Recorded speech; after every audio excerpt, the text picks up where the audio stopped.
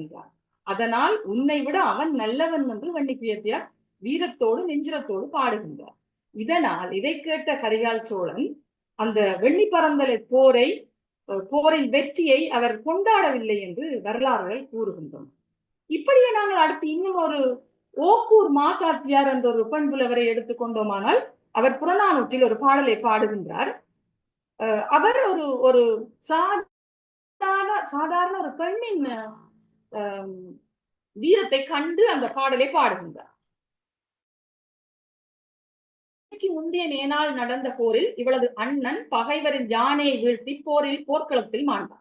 நேற்று நடந்த போரில் இவளது கணவன் பகைவரின் அணிவகுப்பு பிளவுபடும்படி விலக்கிக் கொண்டு முன்னேறி அங்கேயே மாண்டான். இன்றும் போர்ப்பறை ஒலி கேட்டவுடன் ஏதாவது செய்ய வேண்டும் என்ற ஆவலுடன் எண்ணி பார்த்து தன் ஒரே மகனை, இளம் பிள்ளையை, பறந்து கிடந்து அவன் தலைமுடியை சீறி வெண்ணிற ஆடை உடுத்தி வேல் கொடுத்து போர்க்களம் நோக்கி செல்க என்று ஒரு தாய் கூறுவதாக இந்த பாட்டில் வருகின்றது.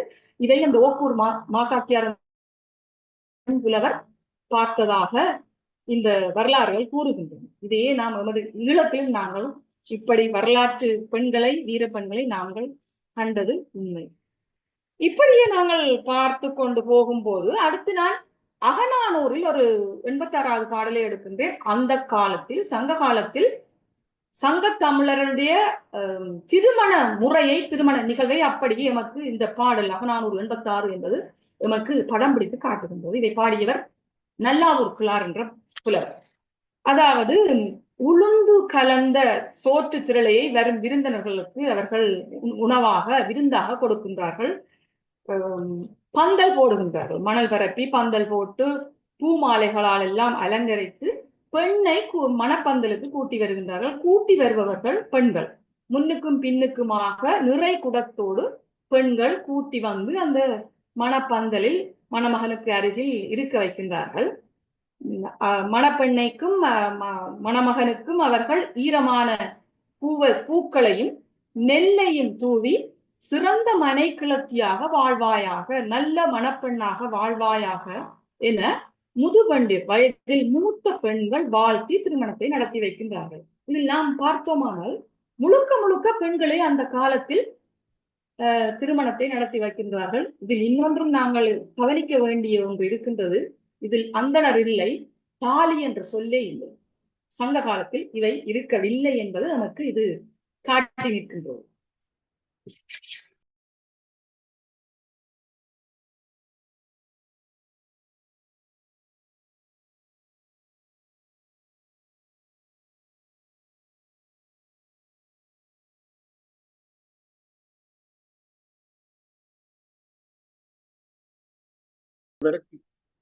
அனைவருக்கும் வணக்கம்.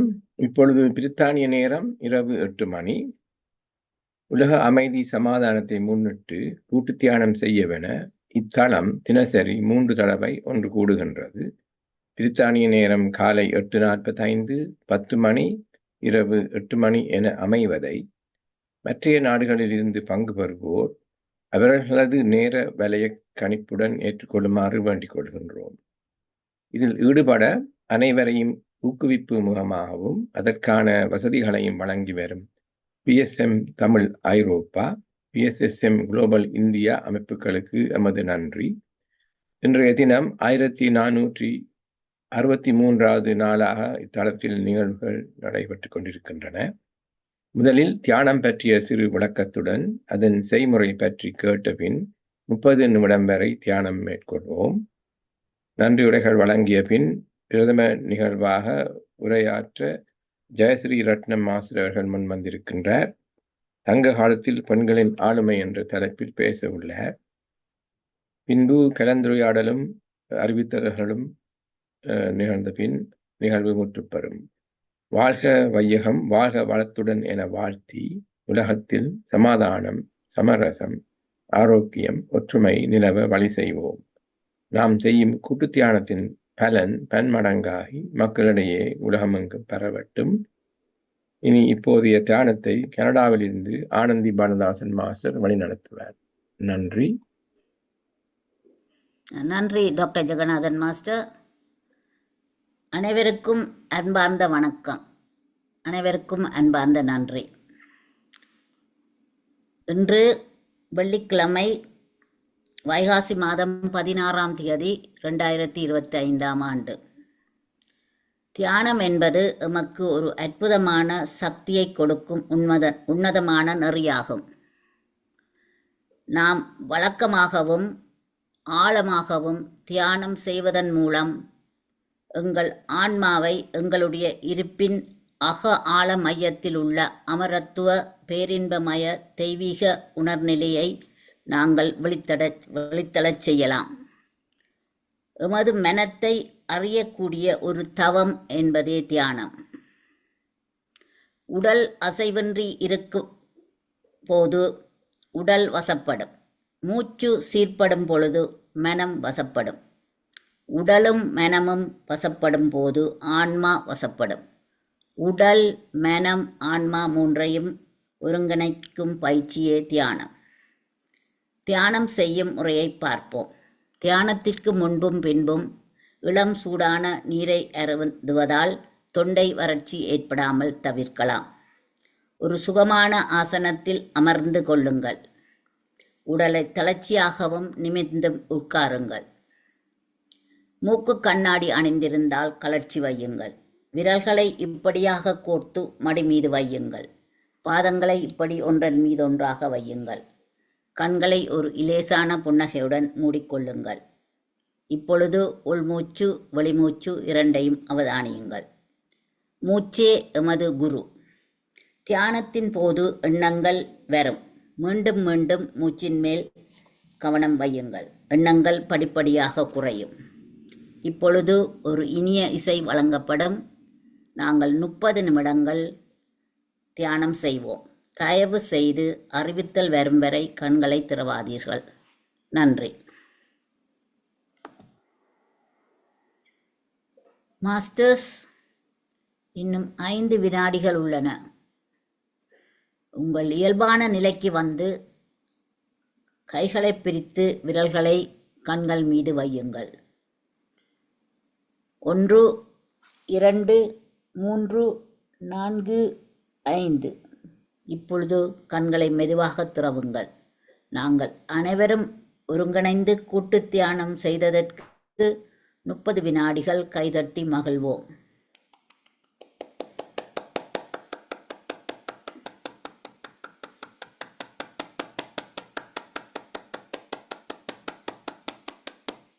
இன்று இத்தியானத்தில் பங்கு பெற்றிய அனைவருக்கும் எமது தியானத்தளத்தின் சார்பில் நன்றி கூற கடமைப்பட்டிருக்கின்றோம். நன்றி. இப்பொழுது டாக்டர் ஜெகநாதன் மாஸ்டரிடம் தளத்தை கையளிக்கின்றேன். நன்றி. நன்றி ஆனந்தி மாஸ்டர். இதுவரை தியானத்தை அருமையாக வழிநடத்திய ஆனந்தி பாலதாசன் மாஸ்டருக்கு முதலில் நன்றி. திரைமறைவில் இருந்து கொண்டு அதற்கு ஒத்துழைத்து இசை வழங்கிய, பதாதைகளை வழங்கிய, பதிவு செய்து கொண்டிருக்கும் மாஸ்டர்ஸ் அனைவருக்கும் நன்றி.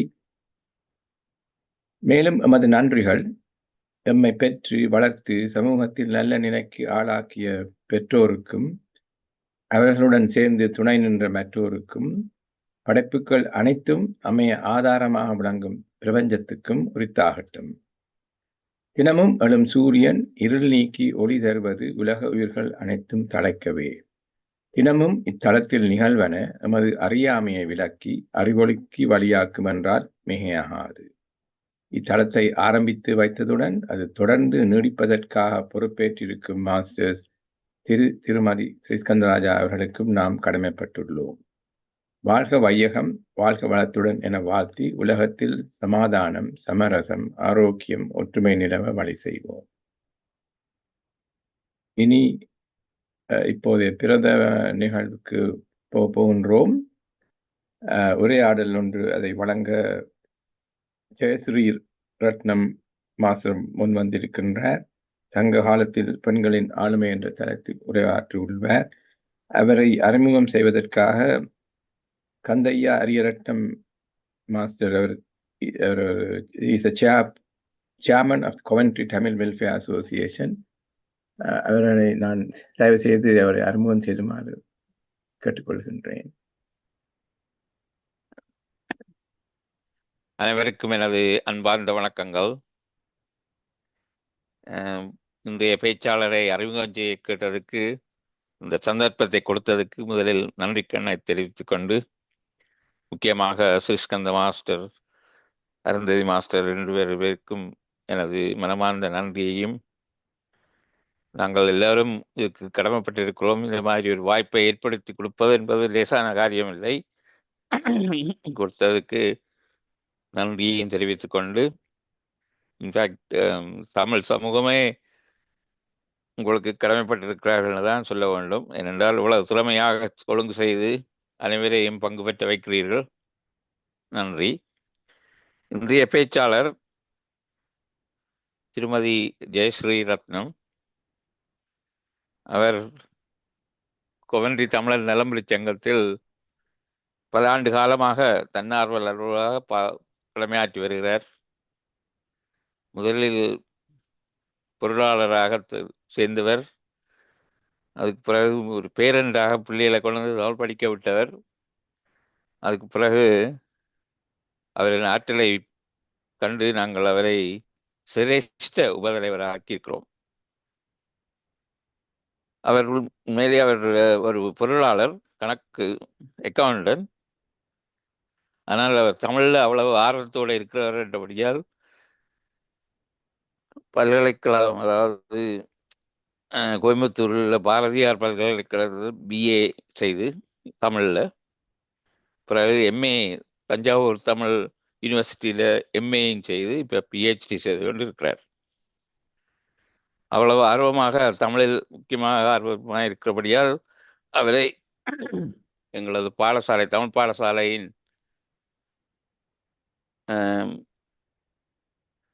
டெப்யூட்டி பிரின்சிபலாகவும் ஆக்கியிருக்கிறோம். அவரின் கணவர் அவரும் ஒரு தமிழ் பேச்சாளர். வந்த வைக்குமிடம் வவுனியா. இருவருமே தமிழில் மிகவும் ஆற்றலும் பற்றும் கொண்டவர்கள். அதனால தான் இங்கே எல்லாரும் இலங்கையிலிருந்து இங்கே படிக்கத்தான் வர்றது, மெடிசின் படிக்க இங்கே வர்றது. எனவே இந்த பிள்ளைகளை மகளை கொண்டு போய் இலங்கையில் படிக்க விட்டுருக்கேன். ஏன்னா நம்மளோட ஊரில் படிக்க வேணும்னு சொல்லி அங்கேயே கொண்டு போய் விட்டுருக்கணும். அங்கே அவள் மெடிசின் செய்கிறா, இலக்கியா. எங்கள் தமிழ் பள்ளிக்கூடத்தில் மிகவும் சிறந்த மாணவியாக, ஒரு வருடம் சிறந்த மாணவியாக தேர்ந்தெடுக்கப்பட்டவர். இப்போது இலங்கையில் தனது மருத்துவ படிப்பை படித்துக் கொண்டிருக்கிறார். ஜெயஸ்ரீ இந்த husband is a senior consultant இந்த A&E இந்த கொவென்ட்ரி அண்ட் வாரிக்ஷயர் ஹாஸ்பிட்டல். மிகவும் உதவி, இங்கே இருக்கும் தமிழர்களுக்கு பல்வகையில் உதவி செய்கிறவர். என்னடா சுகமில்லையென்ற ஆக்சிடென்ட் எமர்ஜென்சிக்கு தான் போகணும். எனவே கணக்க சொல்லிக்கொண்டு போகலாம். நான் அவர்கிட்ட நேரத்தை எடுக்காமல் சங்க காலத்தில் பெண்களின் ஆளுமையை பற்றி பேச அவரை பேசும்படி கேட்டுக்கொண்டு மிகவும் நன்றியுள்ளவனாக இருக்க வேண்டும் என்று சொல்லி கேட்டுக்கொண்டு அவரை வரவழைக்கிறேன். வாங்க ஜெயஸ்ரீ.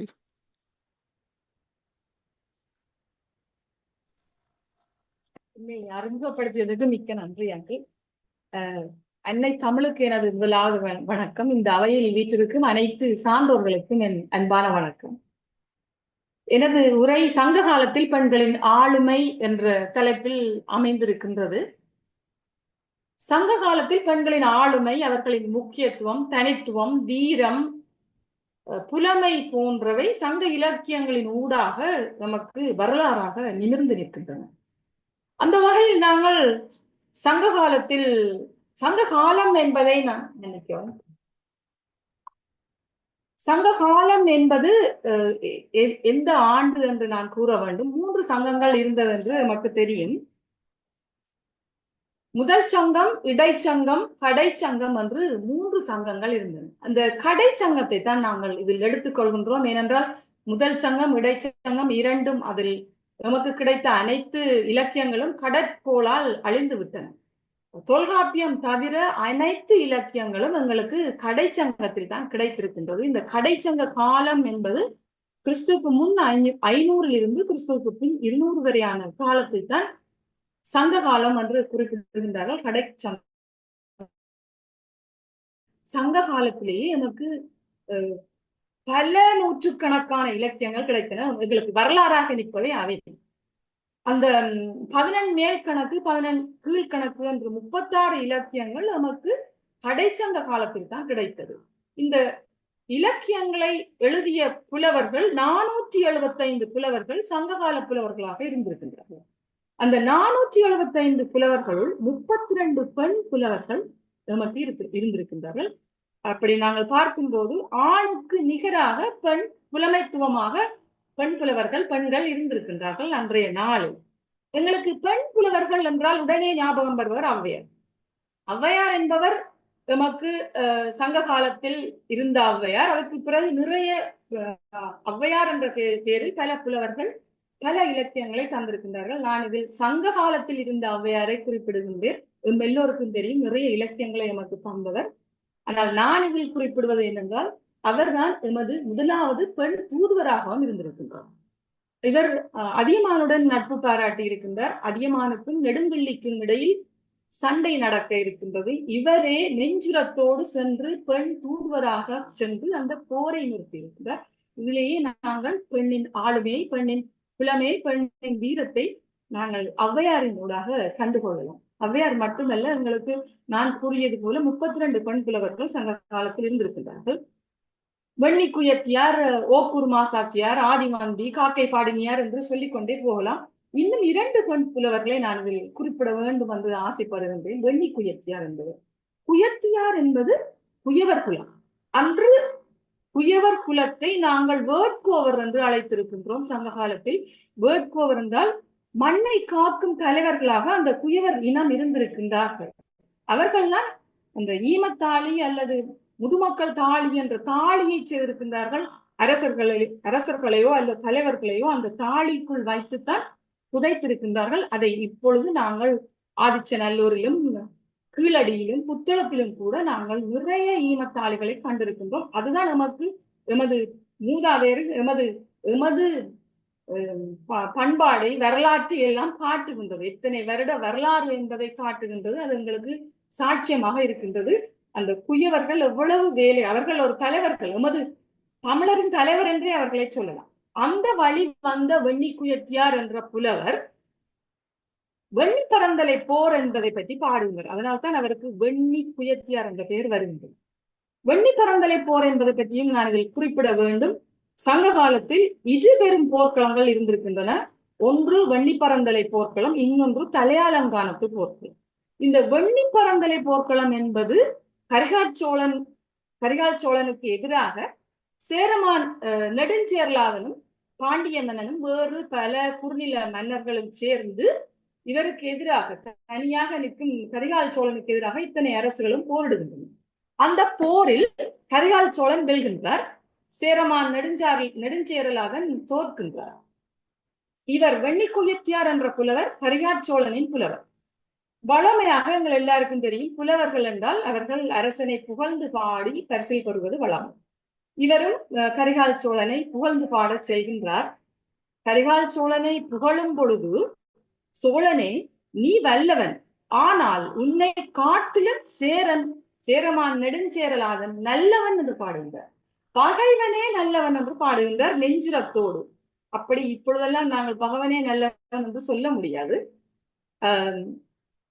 ஏனென்றால் அந்த கரிகால் சோழன் எய்த அம்பு சேரமான் நெடுஞ்சேரலாதனின் மார்பில் பட்டு முதுகு வரை சென்றதால் அதை புறப்புண் என்று அதை எண்ணி நெடுஞ்சேரலாதன் அந்த வெண்ணி பரந்தலை போர்க்களத்திலேயே உண்ணா நோன்பிருந்து வடக்கிருந்து உயிர் துறக்கின்றார். அதனால் உன்னை விட அவன் நல்லவன் என்று வெண்ணி குயத்தியார் வீரத்தோடு நெஞ்சுரத்தோடு பாடுகின்றார். இதனால் இதை கேட்ட கரிகால் சோழன் அந்த வெண்ணி பரந்தலை போரின் வெற்றியை அவர் கொண்டாடவில்லை என்று வரலாறுகள் கூறுகின்றன. இப்படியே நாங்கள் அடுத்து இன்னும் ஒரு ஓக்கூர் மாசாத்தியார் என்ற ஒரு பெண் புலவரை எடுத்துக்கொண்டோமானால், அவர் புறநானூற்றில் ஒரு பாடலை பாடுகின்றார். அவர் ஒரு சாதாரண ஒரு பெண்ணின் வீரத்தை கண்டு அந்த பாடலை பாடுகின்றார்.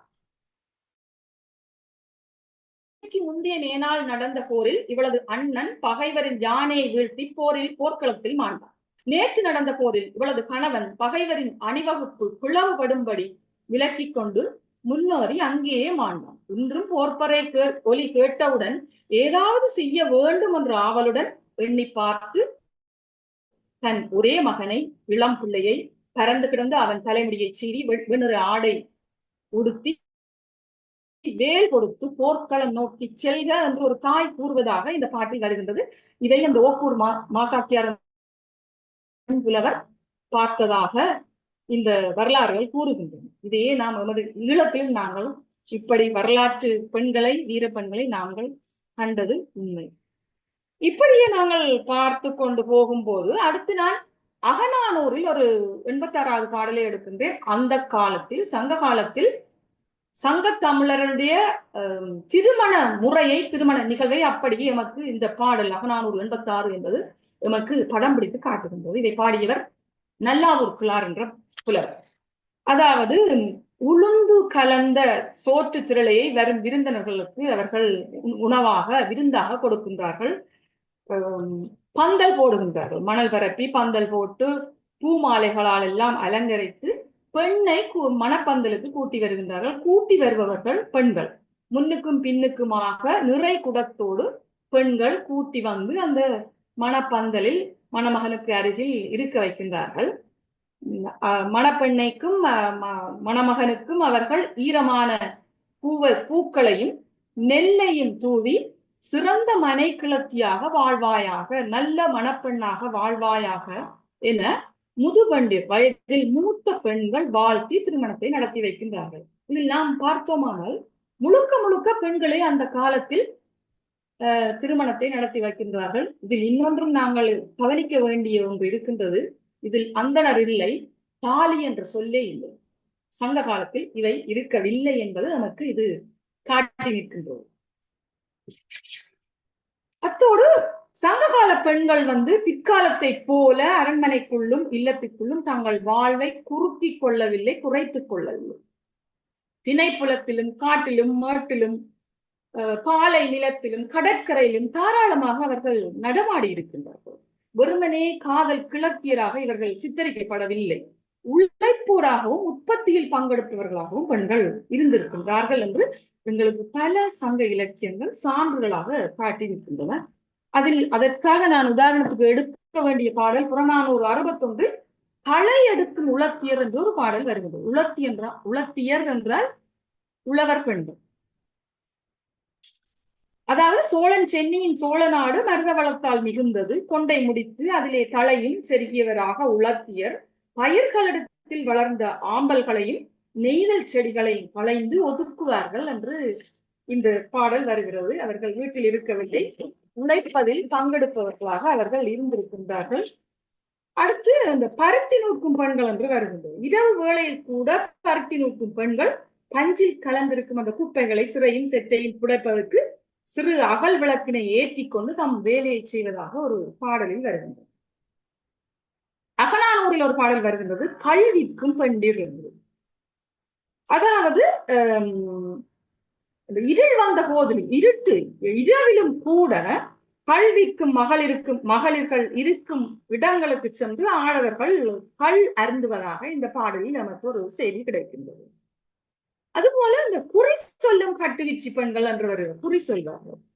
முதுமை வாய்ந்தவரும் குறி சொல்வதில் வல்லவருமாகிய கட்டுவீச்சு பெண்கள் பல பகுதியாக கூடையிலே அரிசியை முருகனுக்கு பரப்பி வைத்து குறிபாட்டு சொல்வதாக சில பாடலில் வருகின்றது. அது போலவே இவர்கள் அந்த பரதவ பெண்கள் என்பது நெய்தல் நிலத்து பெண்களை நாங்கள் பார்த்தால் அதில் ஒரு நெய்தல் நிலத்து பெண் வாழை மீன்களை விற்று கொண்டு இருக்கின்றார். வாழை மீன்களை அந்த காலத்தில் பணம் கொடுத்து பொருட்கள் வாங்குவதில்லை, பண்டமாற்றுத்தான் செய்வார்கள். நெய்தல் நிலத்தில் வாழை மீனை வாங்குவதற்கு மருத நிலத்தில் இருந்து, அதாவது வயலும் வயல் சார்ந்த நிலத்தில் இருந்து ஒரு குடியானவன் தனது நெல்லை கொடுத்து அந்த வாழை மீனை வாங்க பார்க்கின்றான். ஆனால் அவள் கொடுக்க விரும்பவில்லை. அவள் என்ன சொல்கின்றாள் என்றால், தர முடியாது என்று கூறிவிட்டு கள்ளுக்கடைகள் இருக்கும் தெருக்களுக்கு துணிந்து செல்கின்றாள். அங்கு புத்திசாலித்தனமாக பேசி முத்துக்களையும் அணிகலன்களையும் பண்டமாற்றாக பெற்றுக்கொண்டு வருகின்றாள் என்று இந்த அவளுடைய துணிச்சலான அவள் அந்த உற்பத்தி திறனை நாம் இதில் பார்க்கலாம். அத்தோடு களை கூத்தாடும் பெண்கள் என்று வருகின்றது ஒரு நற்றிணையில் ஒரு பாடல். களை கூத்தாடுதல் என்பது இந்த மூங்கில் கம்புகளிடையே கட்டப்பட்ட கயிற்றில் நடந்து வித்தை காட்டுபவள்தான் களை கூத்தாடும் பெண். அப்படி அவள் அந்த களை கூத்தாடு செய்வதை நமக்கு நற்றிணை பாடல் என்று காட்டி நிற்கின்றது. அதுபோல திணைப்புனம் காக்கும் பெண்கள் என்று வருகின்றது. அது கொடிச்சி என்றால் குறிஞ்சி நிலத்து பெண்.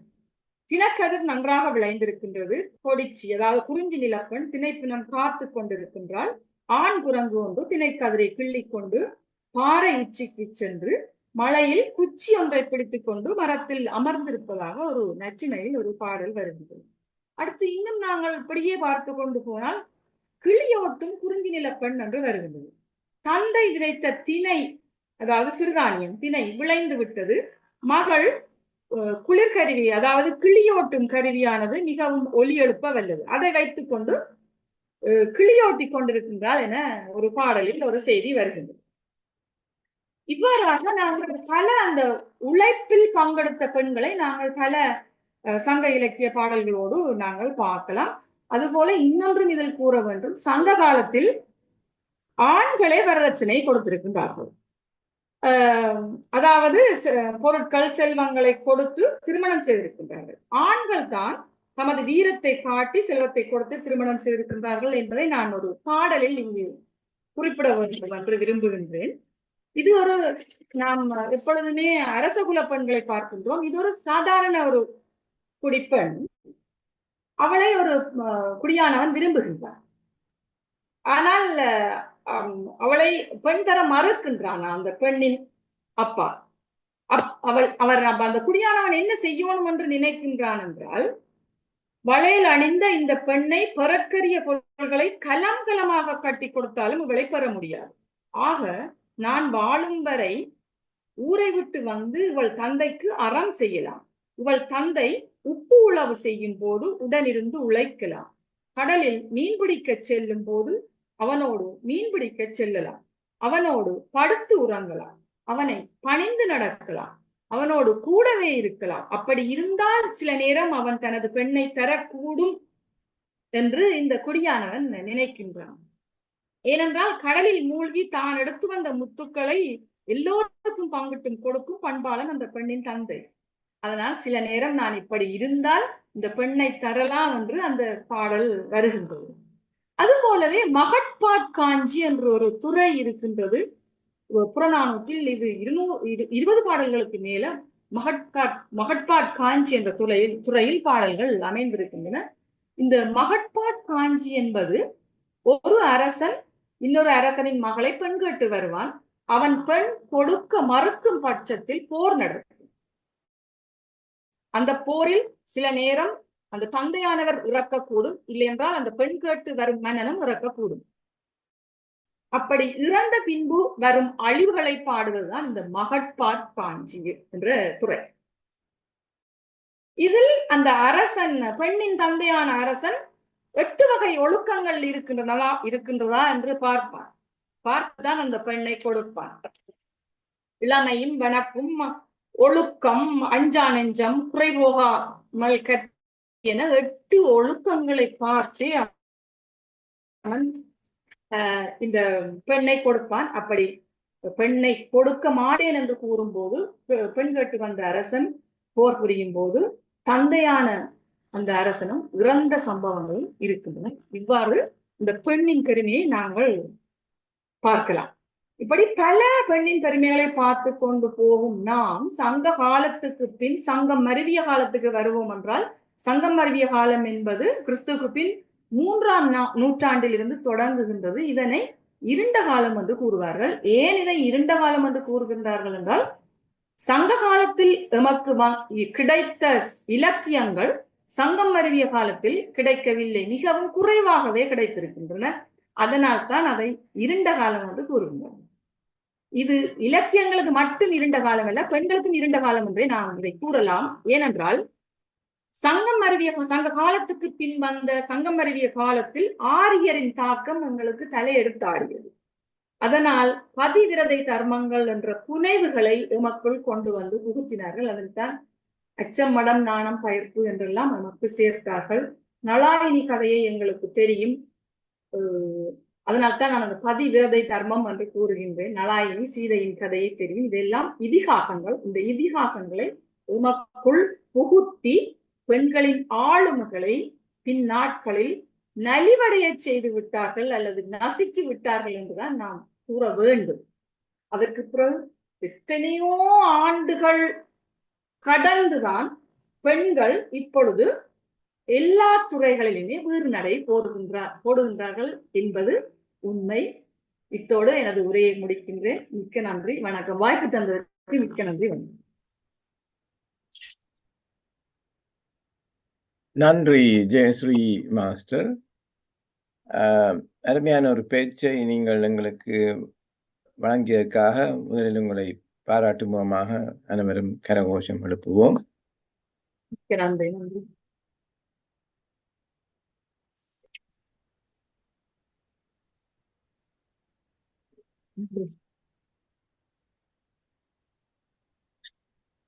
கலந்துரையாடலுக்கு போகும்போது நான் ஒரு கேள்வி ஒன்று கேட்க போகின்றேன்.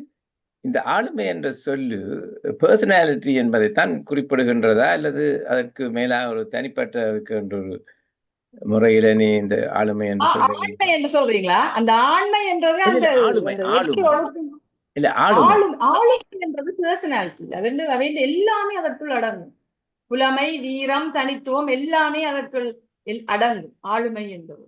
அப்படித்தான் நானும் நினைத்தேன்.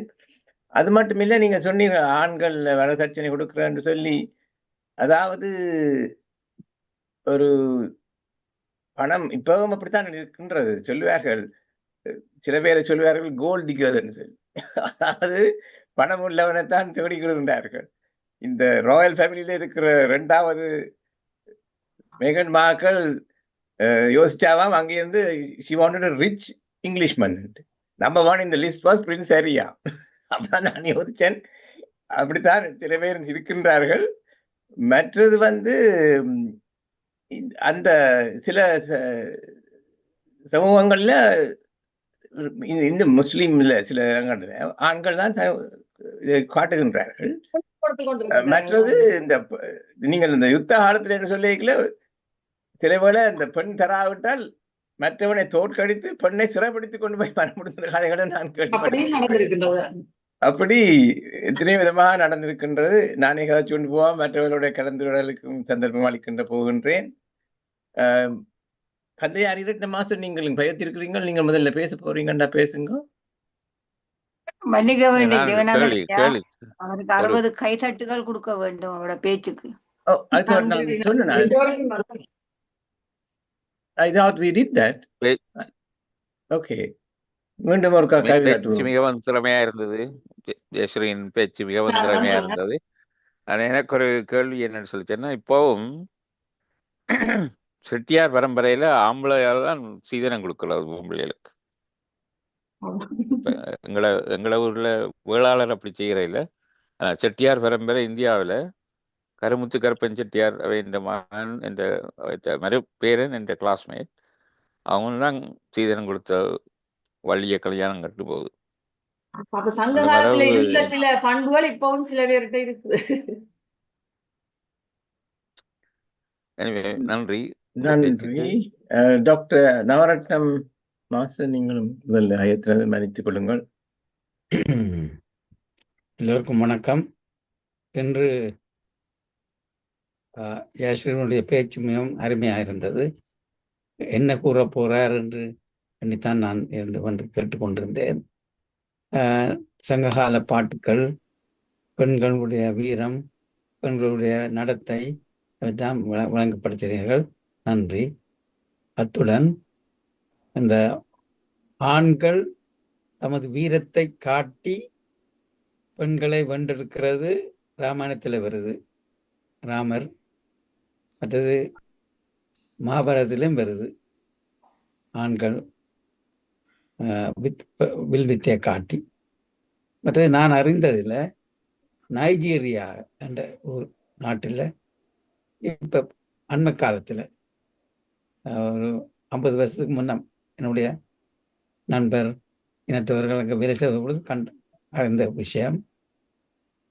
அவர்கள் ஆண்கள் தான் கூட நிலம் எல்லாத்தையும் கொண்டு காட்டி பெண்களை மனம் செய்கிறதாக கேள்விப்பட்டிருக்கிறேன்.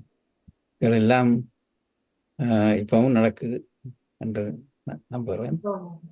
அத்தோட இப்படியான சங்ககால விஷயங்களை திரும்பவும் அந்த பாட்டுக்களை கேட்கறதுல எனக்கு நல்ல மகிழ்ச்சி.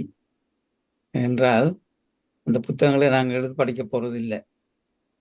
ஆனால் நீங்கள் அக்கௌண்டண்டாக இருந்தும் அங்கே போய் தமிழை படித்து தமிழில் தேர்ச்சி பெறுறது மிகவும் அருமையான விஷயம். என்னுடைய ஒரு நண்பரும் இருந்தவர். அவரும் இந்தியாவில் போய் தஞ்சாவூர் யூனிவர்சிட்டியில் அவர் டாக்டர் படித்து பட்டம் பெற்றிருக்கிறார். அப்படி பலர் போயிருக்கிறார்கள். எனக்கு அந்த ஆர்வம் அவ்வளவு வரவில்லை. ஆனால் தமிழை கேட்கவும் பேசவும் அதில் மிக ஆர்வம் உள்ளவன். அதனால ஒவ்வொரு நாளும் தமிழ் பேசும் சங்கரநாராயணன், டாக்டர் சங்கரநாராயணன் ப்ரொஃபஸர் உடைய பேச்சு எப்போ வேண்டாலும் போய் கேட்டுக்கொண்டிருப்பேன். திருமணம் கிளாஸஸ் நடத்தி கொண்டிருக்கிறார். கூறிக்கொண்டு விடைபெறுகின்றேன். வணக்கம். நன்றி. ஆனந்தி பாரதிதாசன் மாஸ்டர், நீங்கள் இப்பொழுது பேசலாம். அன்புள்ளங்களுக்கு இனிய வணக்கம். என்று பேசிய ஜெயஸ்ரீ ரத்னா உண்மையில மிகவும் அருமையான பேச்சுன்னு. நாங்கள் போய் பொறுமையாக இவ்வளோத்தை வாசிக்க மாட்டோம். நீங்கள் நல்ல வடிவாக ஆராய்ச்சி செய்து நீங்கள் தமிழ்லேயே பட்டம் பெற்றபடியாக உங்களுக்கு நல்ல இன்ட்ரெஸ்ட் நல்லா வாசிச்சிருக்கிறீங்கள். ஆராய்ச்சி செய்து மிகவும் அருமையான பேச்சு. உண்மையில அப்போ பெண்கள் அப்படி ஆளுமையாக இருந்தபடியால் தான் நாங்களும் தொடர்ந்து வருகிறோம். இப்போ வந்து கொண்டு இருக்கிறோம். உண்மையில இந்த கேட்க நல்லா இருக்குது. உண்மையில நீங்கள் அது பார்ட் 2 அப்படியே வர போறீங்களா? இல்லாட்டி நான் தொடர்ந்து உங்களுக்கு வேணும்டா எனக்கு தொடர்ந்து நான் இந்த பதிவுகள் செய்து கொண்டே இருக்கிறேன். சங்க இலக்கிய துளி என்று ஒரு சின்ன இதெல்லாம் கடலுக்குள்ள நாங்கள் துளிகளாத்தான் எடுக்கிறோம் சங்க இலக்கியத்துல இருந்து. அது நான் யூடியூப்ல வர்றது. அதை விட வணக்கம் லண்டன் என்றதுக்கு நான் தொடர்ந்து எழுதி கொண்டிருக்கேன். இப்ப உதாரணத்துக்கு நாங்கள் மட்டக்களப்புல வழுதலங்காயன்னு தான் சொல்லுவினா கத்தரிக்காய். மட்டக்களப்புல மட்டும்தான் வழுதலங்காய், மற்ற கேரளாவிலேயும் வழுதலங்காய். ஆனா அந்த சொல் தான் சங்க இலக்கியத்துல நாங்கள் சொன்ன சொல். கத்தரிக்காய் என்று சங்க இலக்கியத்துல சங்க காலத்துல இருக்கு. அதே சொல்ல மட்டக்களப்புல இப்பவும் கேட்கல சந்தோஷமா இருக்கு. அப்படி சின்ன சின்ன துளிகளை பார்க்கல சரியான ஆசையா இருக்குது.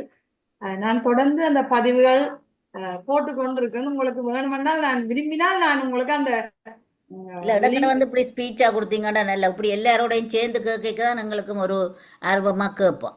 தனியா இல்லை பார்க்க இப்படி ஒரு எல்லாரோடையும் எங்களை அதுவும் ஸ்பெஷலி தியானத்துக்கு பிறகு கேட்க எங்களுக்கும் ஒரு இதாக இருக்குமே, என்ன சந்தோஷமாக கேட்டுக்கொண்டு இருப்போமோ.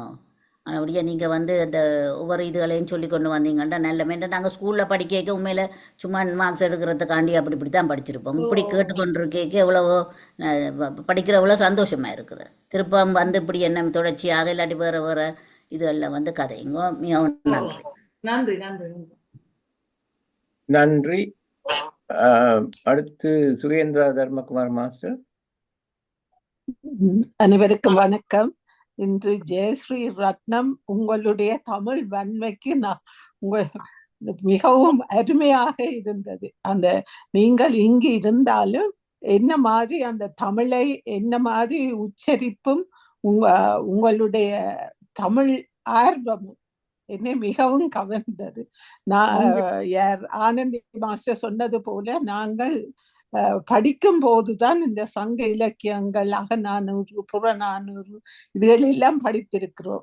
ஔவையார் அந்த 32 புலவர்கள் எல்லாரையும் பற்றி படித்திருக்கிறோம். அது அந்த அத என்ன ஒரு பாடமாகத்தான் படித்திருக்கிறோமே ஒழிய ஒரு இந்த விளங்கி படிக்க இல்லை. ஆனா நீங்க இப்போது வந்து எங்களோடு பகிர்ந்து கொள்ளும் போது அவற்றை உள்வாங்கக்கூடியதாக இருக்கிறது. மற்றது நீங்க சொன்ன மாதிரி அந்த வீரத்தை பற்றி மாசாப்பியர் நினைக்கிறேன், பெண்மையின் ஆழ்மையை பற்றி வீரத்தை பற்றி கதைத்தவர்.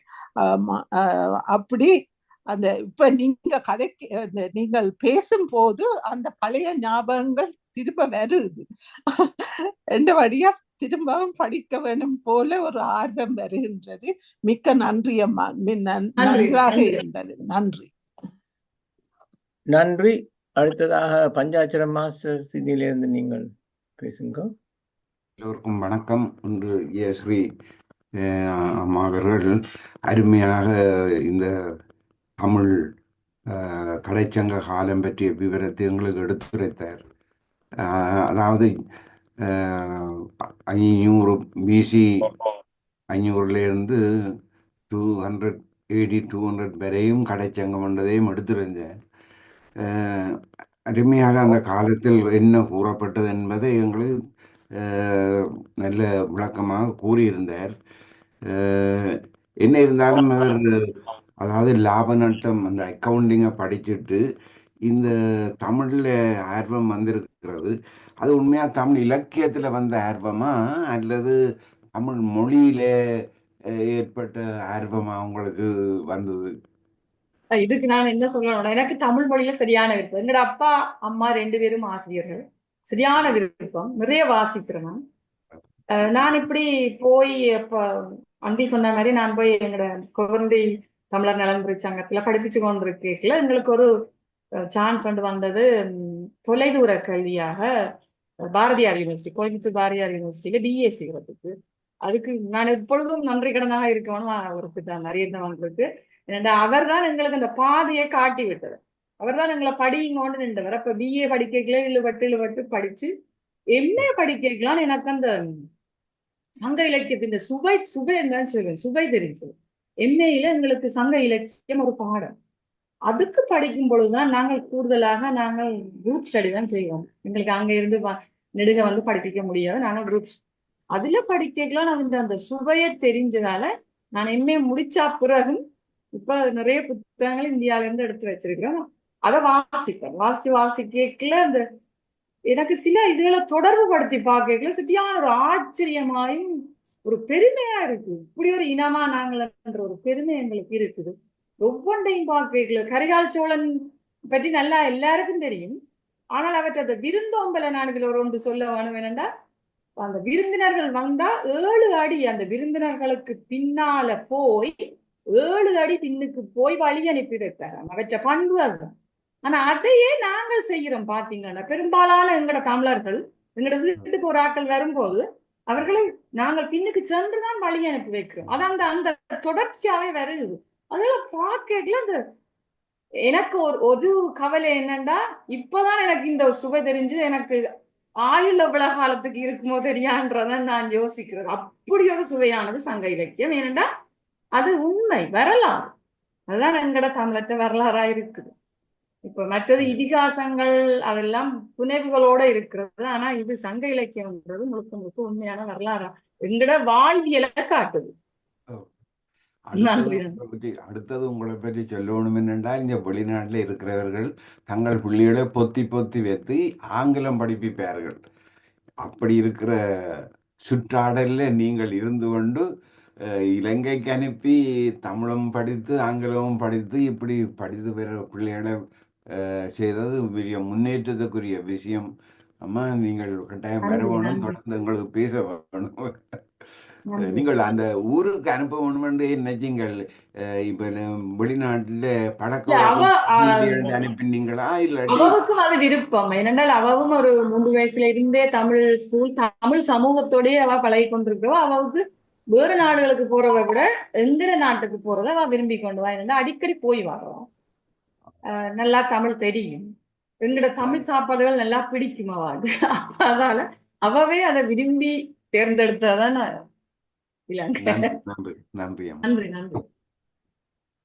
நன்றி. அருந்ததி சுஸ்கந்தராஜா மாஸ்டர் அடுத்தபடியாக பேசியிருக்கின்றேன். அனைவருக்கும் வணக்கம். மிக்க நன்றி ஜெயஸ்ரீ ரத்னம் அவர்களே. மிகவும் அருமையாக உங்களோட பேச்சிலேயே சுவை தெரிகின்றது. நீங்க சுவை என்று சொல்லிக் கொண்டிருக்கீங்க. உங்களோட பேச்சு பேசும் போதே எங்களுக்கு அதை சுவை மாறித்தான் தெரிகின்றது. ஏனென்னா அவ்வளவு அருமையாக செந்தமிழ்ல பேசினீர்கள். எனக்கு ஒரு கேள்வி என்னன்னா, இந்த ஔவையார் என்று ஔவையார் மாதிரி இருக்கணும். அதே எத்தனையோ ஔவையார் வந்தது. ஒரு ஔவையார் தெரியுது எல்லாருக்கும். நெல்லிக்கனி கொடுத்த அந்த இது தெரியும். அவதான் சங்க காலத்து ஔவையார். அதுக்கு பிறகு பேந்தேன் பல ஏன் அந்த பேந்த ஔவையார் வச்சு கொண்டு வந்தவேலன்னு கேட்கிறேன். அது நான் நினைக்கிறேன் அந்த விருப்பத்தின் பேர்ல அதே பேர்லயே வந்திருப்பேன். தனியா ஔவையார் இல்ல, கபிலரண்டா கபிலரண்ட பேர்லயே சங்க காலத்துல இருந்த கபிலரை தவிர பிறகு நிறைய கபிலரண்ட பேர்ல வந்திருக்கிறோம். நக்கீரண்டா ஒரு நக்கீரர் இருக்கு. அதுக்கு பிறகு நிறைய காலத்துல நக்கீரர் என்ற பேர்ல இருந்திருக்கணும். அந்த அந்த பிடிப்பில அந்த வேண்ட அந்த புலமை அந்த பிடிப்பில அதே பேரை வைத்துக் கொண்டு வந்தார்களோ தெரியல. சரியா, நன்றி, மிக்க நன்றி. ஔவையார் என்றால் 7 ஔவையார் இருந்திருக்கணும் என்று சொல்லி சொன்னேன் சொன்னேன். அதுதான் அது ஏன் அப்படி வந்ததால குழப்பமா இருக்கு எங்களுக்கு. எந்த அது சரி, ஔவையார் உண்மைதான். அதுதான் இப்ப எங்களுக்கும் எத்தனையோ பேர் எங்களை பேர் மாதிரி எத்தனையோ பேர்கள் எத்தனையோ பேர், அது சரி. இவையெல்லாம் கொஞ்சம் பேர் போன ஆட்கள் வரைக்குள்ள கொஞ்சம் தனிச்சு இருக்கிற மாதிரி இருந்தான் கூட இதா இருக்கும். உங்களோட பேச்சு தமிழ் மிகவும் அருமையா சுவையாகவே இருக்கின்றது. நன்றி நன்றி. அருந்ததி மாஸ்டர், நீங்க PhD செய்யணும்னா ஒழுங்குபடுத்தி தரலாம் தஞ்சாவூர் தமிழ் யூனிவர்சிட்டியில. ஔவையாருக்கு 7 ஔவையார் ஏன் வந்த வேண்டும், அதே ஒரு தலைப்பாக நீங்கள் ஆராய்ச்சி செய்யலாம். உண்மைதான். பார்ப்போம்.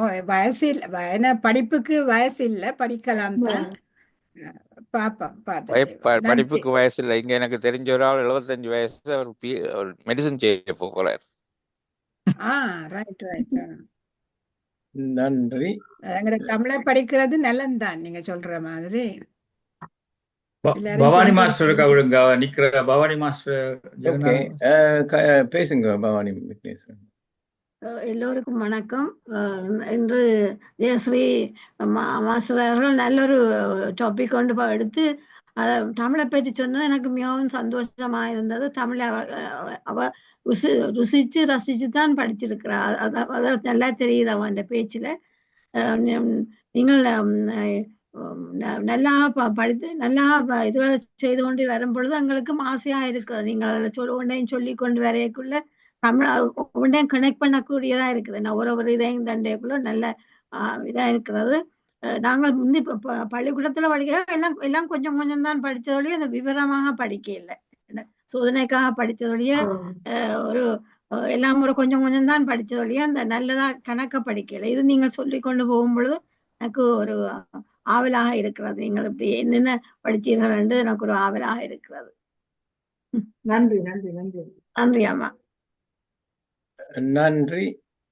சிவா மோகன் மாஸ்டரை விடுவோமா? பேசிட்டு அனைவருக்கும் வணக்கம். ஜெயஸ்ரீ அம்மா, உங்களுடைய தமிழ் அமிர்தமாக இருக்கிறது, அழகாகவும் இருக்கிறது. நல்ல அழகு தமிழ்ல நீங்க பேசியிருக்கிறீங்க. நீங்க ஆரம்பத்துல இருந்தே தமிழோட வாழ்ந்து வந்தபடியால் இங்கு வந்து நீங்க அந்த தமிழ் கல்வியை தொடர்ந்து அதிலே திறமை பெற்றிருக்கிறீர்கள். அதுக்கு முதல்ல ஒரு பாராட்டு. அதோடு உங்களுக்கு பாராட்டு சொல்லி காணாதென்று நான் நினைக்கிறேன். காரணம், நீங்க செய்திருக்கிற செயல் உங்களுடைய பிள்ளையை இலங்கையிலே படிக்க அனுப்பியிருக்கிறீர்கள். நான் இங்க பல பேரிடம் இந்த வெளிநாடுகளில இருப்பவர்களிடம் பேசி பார்த்த போது, இந்த பிள்ளை தமிழ் கதை காட்டியும் பரவாயில்ல, ஆங்கிலம் மட்டும்தான் கதைக்க வேண்டும், ஆங்கிலம் படிக்கிற பல்கலைக்கழகத்துல தான் மெடிசின் செய்ய வேண்டும் என்று என்கிட்ட நேரே சொன்ன ஆட்களும் இருக்கிறார்கள். அதே நேரத்துல நீங்க உங்களோட பிள்ளைய இலங்கையில அனுப்பி எங்களுடைய தமிழ் அந்த பண்பு கலாச்சாரங்களோட படிக்க வைக்கிறீங்கன்றது உண்மையில நான் அறிந்ததுல இப்ப நீங்க தான் முதலாவதா நான் கேள்விப்பட்டிருக்கிறேன். இங்க இருந்து இலங்கைக்கு அனுப்பினது. மற்றவர்களெல்லாம் வேறு நாட்டுக்கு அனுப்பி இருக்கேன். இங்க இருந்து எனக்கு தெரியும், நான் சொல்ல விரும்ப இல்லை. நிறைய வேறு நாடுகளுக்கு அனுப்பி நிறைய பிரச்சனைகளோடையும் முடிஞ்சிருக்குது. ஆனா நீங்க தாயகத்துக்கு அனுப்பி இருக்கிறீங்க, தாயகத்தை பற்றி சிந்திச்சிருக்கிறீங்க. அதுதான் உண்மையான உணர்வு பூர்வமான ஒரு விஷயமாக இருக்கிறது. உங்களுக்குள்ள மட்டும் இல்லாமல் உங்களுடைய பிள்ளைகளுக்கு நீங்கள் அதை ஏற்படுத்தி இருக்கிறீர்கள்.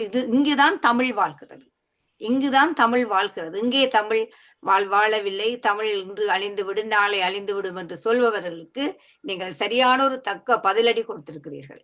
உண்மையாகவே இது பெருமையான விஷயம் அம்மா. யாருமே செய்யவில்லை. தங்களுடைய பிள்ளைகள் கனடாவில், அமெரிக்காவில், லண்டன்ல, ஜெர்மன்ல, இங்கே பிரான்ஸ்ல இங்கேதான் படிச்சு, இங்கேதான் வைத்தியரும், இங்கேதான் வைத்தியத்துக்குரிய துறை சரியாக இருக்கிறது, அல்ல பொறியியலுக்குரிய துறை சரியாக இருக்கிறது, என்னவோ எல்லாம் எனக்கு சொல்லி இருக்கிறார்கள். ஆனா நான் இப்ப உங்களை கேள்விப்பட்ட உடனே சரியான மகிழ்ச்சியாக இருக்கிறது. அந்த காரியத்தை நீங்க செய்திருக்கிறீர்கள். வாழ்க்கையில உண்மையாகவே உங்களுக்கு நன்றி கடன் கூற முடியாது. அவ்வளவு ஒரு நல்ல விஷயத்தை செய்திருக்கிறீர்கள்.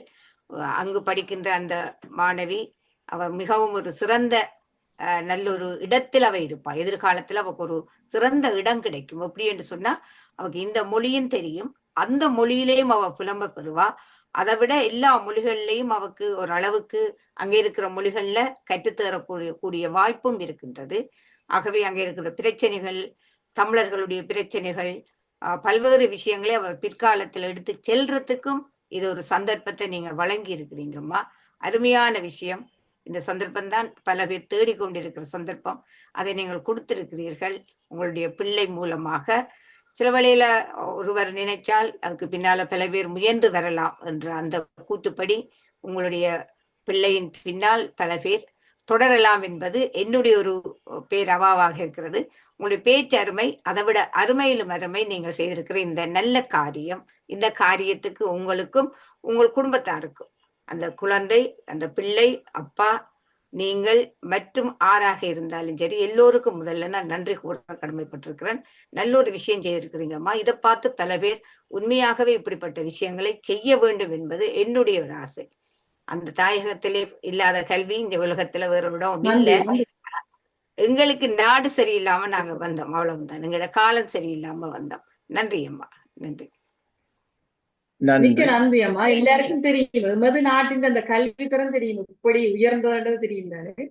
அதோட நீங்க சொன்ன மாதிரி இப்போ 3வது வருடம் அவர்களுடைய படிப்பு நடந்து கொண்டிருக்கும். இந்த 3 வருடத்திலேயே அவருடைய அந்த வித்தியாசம் தெரிகிறது.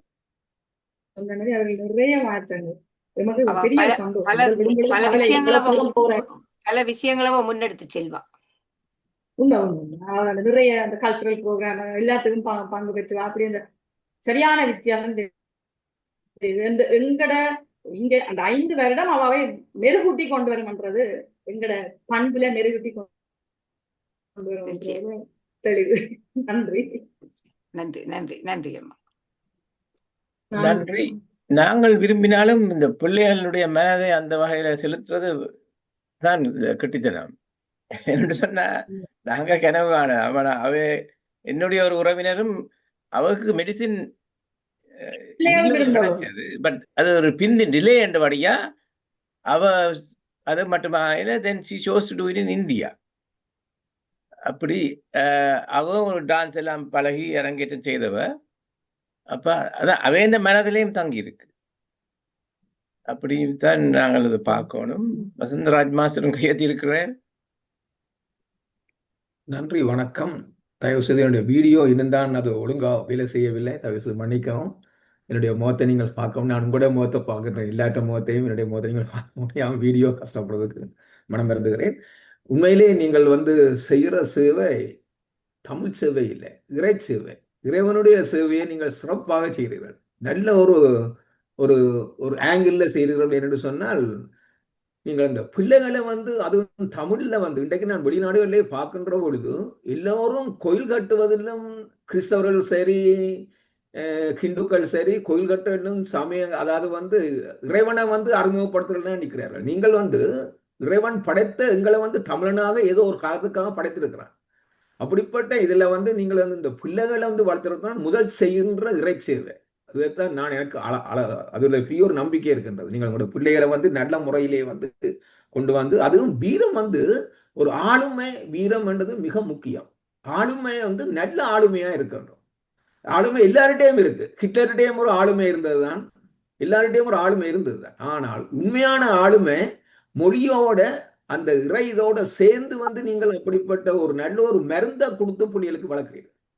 பிள்ளைகளுக்கு ஒரு தாய் வீட்டுக்கு லட்சுமி மட்டும் இல்லை, குடும்பத்துக்கு மட்டும் இல்லை, ஒரு சமூகத்துக்கே ஒரு பெண் ஒரு நல்ல காரியத்தை ஒரு பெண் 2-3 பெண்கள் சேர்ந்து நல்ல காரியத்தை செய்தால் எந்த ஆண்களும் எதிர்த்து நிற்க முடியாது. அதாவது சைனீஸ்ல ஒரு பழமொழி ஒன்று இருக்கின்றது, ஒருவனுடைய வளர்ச்சிக்கு பின்னாலே அங்கே வந்து யாரோ ஒரு ஆள் இருக்கிறார். சும்மா ஒரு ஆண் கூடிய சிறப்பாக நல்லபடியா சைன் பண்றான்னு சொன்னா பின்னுக்குங்க வீட்டில் இருக்கிற பெண் தான் காரணம். அதே நேரத்தில் பெண் வந்து நல்ல முறையில சைன் பண்றாருன்னு சொன்னால் வாழ்க்கையில முன்னுக்கு அங்க பின்னுக்கு நிக்கிற ஆண் வீட்டில இருந்து ஏதோ வேலை செய்து பெண்ணை உற்சாகப்படுத்துறாருன்னு அர்த்தம். ஆனா மட்டும் பிள்ளைகள் வளருகின்ற பொழுது அது பிள்ளைகளை நம்பிக்கையாக வந்து பிள்ளைகளை வந்து தவப்பனை பெற்றி கதைக்க வேண்டிய ஒரு தாயின் கடமை, தாயை பெற்றி கதைக்க வேண்டிய ஒரு தவப்பண்ட கடமை. அப்படி இருக்கின்ற பொழுது இந்த பிள்ளைகளும் கட்டாயம் விளையாட நீங்கள் நல்ல ஒரு சேவை செய்கிறீர்கள். உண்மையிலேயே நீங்கள் அந்த வீரத்தை பற்றி சொன்னதெல்லாம் மிக மிக முக்கியம். இன்றைக்கு நாங்கள் எங்களுடைய அரசியல் வாழ்க்கையில ஊடிய கொஞ்சம் தோத்து பின்தங்கி நின்றிருந்தாலும் அந்த வீரத்தை பற்றி யோசிச்சு பார்க்கின்ற பொழுது எனக்கே மயிர் இருக்கின்றது. அன்றைக்கு ஒரு புத்தகம் மட்டும் வாய்ச்சேன், ஒரு பெண்ணோடு எழுதியிருக்கின்ற பொட்டு அம்மனுடைய வீரத்தை பற்றி. அப்ப இப்பொழுது இருந்த அண்மை காலங்களில் இருந்த ஒவ்வொருடைய வீரங்களை பற்றி எழுதியிருந்தார். மற்ற போல்ராஜை பற்றி ஒரு ஆள் எழுதியிருந்தார் புத்தகம், ஒரு சின்ன ஒரு வீடியோ ஒன்று பார்த்திருந்தேன். அப்படின்னா இவர்களே வீரங்களை பற்றி தான் நான் பார்க்கின்றேன். ஆனால் நாங்கள் வீரங்களை நல்ல முறையிலேயே வந்து நாங்கள் அதை வந்து நல்ல ஒரு இடத்துல கொண்டு போய் விட்டிருந்தால் இன்றைக்கு நாங்கள் இன்னும் அந்த சிறப்பாக வரலாம். ஆனால் இன்றைக்கு ஒரு சந்தோஷம் என்று சொன்னால் எங்களோட பிள்ளைகள் கனடாவிலே வந்து 2 மினிஸ்டர்ஸ் வந்திருக்கிறார்கள். லண்டன்லேயே வந்து ஒரு பெரிய ஒரு பெண் ஒரு ஆள் வந்து ஒரு நல்ல ஒரு மினிஸ்டர் போஸ்ட்ல வரக்கூடிய அளவுக்கு இருக்கின்றான். அதே மாதிரி ஆஸ்திரேலியாவிலும் ஒரு பெண் வந்து இன்றைக்கு வந்து மினிஸ்டர் லெவலில் வரக்கூடிய அளவுக்கு பார்லிமெண்ட்ல இருக்கின்றார். அப்படி இன்றைக்கு எங்களோட பிள்ளைகள் வந்து கொண்டிருக்கிறாரு. ஆனால் அதுக்காக நாங்கள் தற்பெருமை கொண்டு நாங்கள் தான் எல்லாரையும் விட சிறந்தவர் என்று சொன்னாலும் அது நாங்கள் செய்கிற துரோகம். ஆனால் நாங்கள் மற்றவரோட உதவி செய்து நாங்கள் அங்கே இருக்கிற மக்களை எவ்வளவுக்கு வாழ வைக்கிறோமோ அதை நீங்கள் செய்திருக்கிறீர்கள். அங்கே இருக்கிற மக்களிடையே வந்து வாழ வைத்து அந்த துன்பங்களை போய் அறிந்து உங்களோட பிள்ளைய நீ கற்று அங்கே வந்து தமிழை வந்து வளர்த்து கொண்டு வாண்ட அளவுக்கு நீங்கள் ஒரு பெரிய ஒரு சேவை செய்து கொண்டிருக்கிறீர்கள். அப்படி எல்லாருக்கும் அந்த இது, அதாவது நீங்கள் ஒரு பெண்ணாக இருந்த செய்திருக்கிற மிகவும் வாழ்த்துகிறேன்.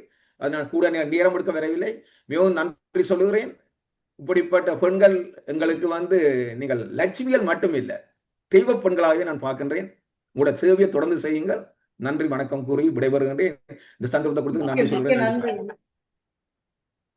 நன்றி ஸ்ரீஸ்கந்தராஜா மாஸ்டர். நீங்கள் அனைவருக்கும் வணக்கம். மிகவும் சிறப்பான பேச்சு.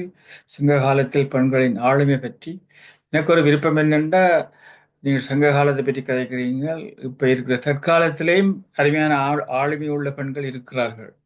அவளை பற்றியும் ஒரு நாள் வந்து நீங்க கதைக்கணும்னு எனக்கு விருப்பம். ஏன்னா நடுகளும் சங்க காலத்தையே கட்டியே காய்ச்சி கொண்டு இருக்காம நாங்கள் கரண்ட் பொசிஷன்ல என்ன மாதிரியான ஆக்கள் இருக்கிறான்னு பேசுறதுக்கு நான் விரும்புகின்றேன். உங்களுக்கு யாரும் தற்காலத்தில் திறமான பெண்களின் ஆளுமை பற்றி பேசுறதுக்கு இருக்கிற ஆக்கள் யாரும் இருக்கு உங்களுக்கு இருக்க தெரியுமா?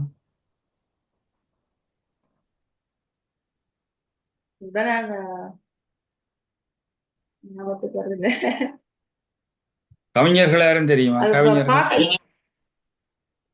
என்னண்டு கவிதையா சொல்றீங்களா? ஆரெண்டாலும் நீங்க சொன்னீங்க சங்க காலத்தில் உள்ள ஆளுமையுள்ள ஒரு ஆளை பற்றி கதைக்கிறதுக்கா? ஆரை பற்றி இருந்தாலும் கதைக்கலாம். நான் சும்மா உங்களோட கேட்கிறேன். எனக்கு தெரிஞ்ச லெவலில் ஒரு ஆளுமையுள்ள நல்ல ஒரு கவிதை எழுதக்கூடிய தாமரை என்று நான் கேள்விப்பட்டிருக்கிறேன். அது உங்களுக்கு கேள்விப்பட்டிருப்பீங்க நீங்களுமே. தாமரை என்று ஆள் இருக்கிற அருமையாக பாட்டு எழுதக்கூடிய பாட்டுகள். அதே போல மற்ற சங்காலத்தில் மாதிரி மற்ற பெண்களின் ஆளுமை, தற்காலத்தில் இருக்கிற பெண்களின் ஆளுமை பற்றி உங்களுக்கு தெரியுமான்னு அவர் என்ன கேட்கிறாருன்னா, நீங்கள் சங்க காலத்தில் இருந்த ஆளுமையை பற்றி சொன்னீங்கள், இக்காலத்து பெண்ணின் ஆளுமையை பற்றி கதைக்க சொல்லி கேட்கிறாரு. எங்களை பள்ளிக்கூடத்துல 22 டீச்சர் மாதிரி இருக்கு நம் ஸ்ரீஸ்கந்தராஜ மாஸ்டர். அது தாராளமா இருக்கிறது. நீங்கள் விரும்பினால் நீங்கள் அப்படி ஒவ்வொரு மாதம் உங்களுக்கு உடன் தரேன். நீங்க அப்படி ஒரு ஆக்களை பேச விட்டு அவைகளுக்கும் மிகவும் உற்சாகம் இருக்கும். எங்களுக்கும் பல விடயங்களை நாங்களும் அறியக்கூடிய மாதிரி இருக்கும். உங்களுக்கு நன்றி. இப்படி ஆர்கனைஸ் பண்ற எல்லாத்துக்கும் நீங்க நாங்கள் சொன்ன விஷயங்கள் எல்லாத்துக்கும் ஒத்துழைத்து அருமையான பேச்சாளரை கொண்டது எங்கள் களத்துக்கு மிகவும் எல்லாருக்கும் மகிழ்ச்சியாக இருக்கின்றது. நான் இப்போ அறிவித்தலுக்கு போகப்படுறேன் நேரம் கருதி. நாளைக்கு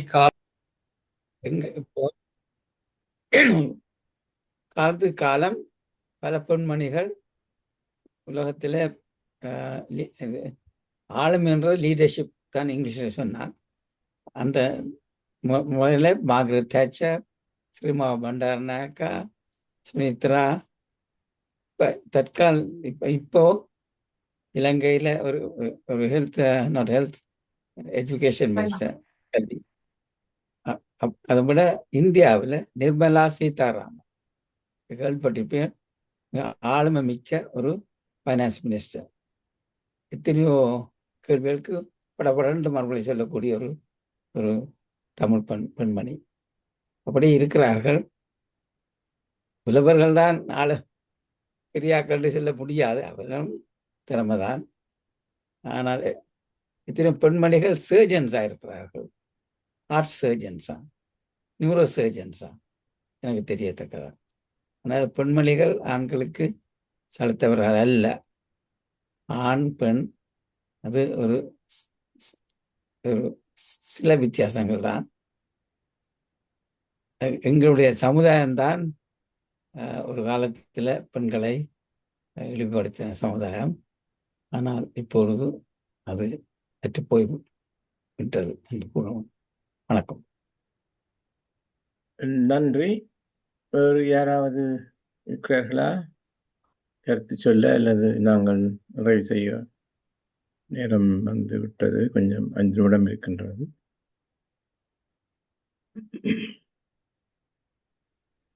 நிறைவு செய்வோம், நாளைக்கு சந்திக்கலாம் எல்லாரும். ஓகே. கலந்து கொண்ட அனைவருக்கும் ஜெயஸ்ரீ ரட்னம் ஆசிரியர் வழங்கியதற்கும் நாங்கள் மிக்க நன்றி.